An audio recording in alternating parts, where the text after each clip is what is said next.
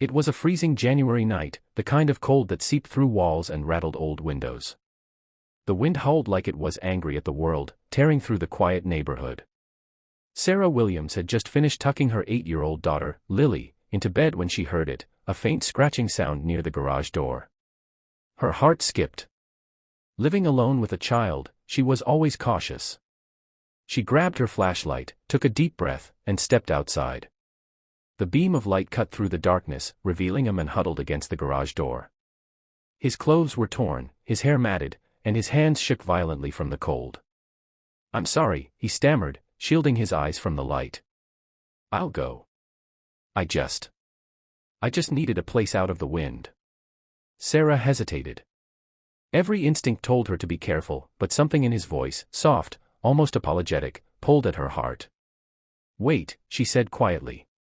"You can stay in the garage tonight. I'll bring you a blanket."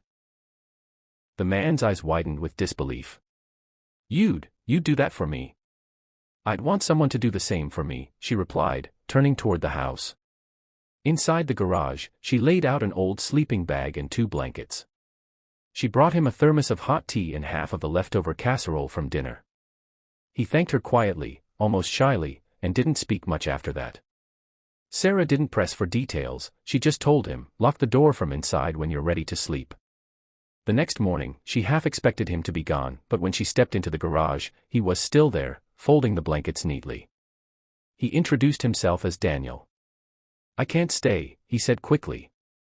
"I don't want to be a burden." "You're not a burden," Sarah replied. "But you can at least have breakfast before you go." Over scrambled eggs and toast, Sarah learned bits and pieces of his story. He had been living on the streets for almost a year. He avoided shelters, saying they were unsafe. He didn't ask for money, just somewhere warm to rest. Still, there was something about the way he spoke, the way his manners were so refined, that made Sarah wonder if there was more to his story.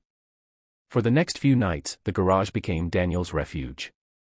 Sarah's friends thought she was crazy. "You're letting a homeless man sleep in your garage? With Lily in the house? What if he's dangerous?" they warned.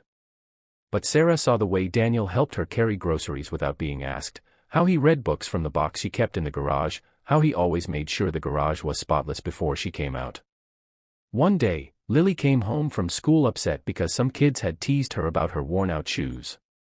Without hesitation, Daniel handed Sarah a small bundle of cash, crumpled bills he had saved from doing odd jobs. "Get her new shoes," he insisted. "A kid shouldn't have to feel ashamed." Sarah refused at first, but the look in his eyes made her accept.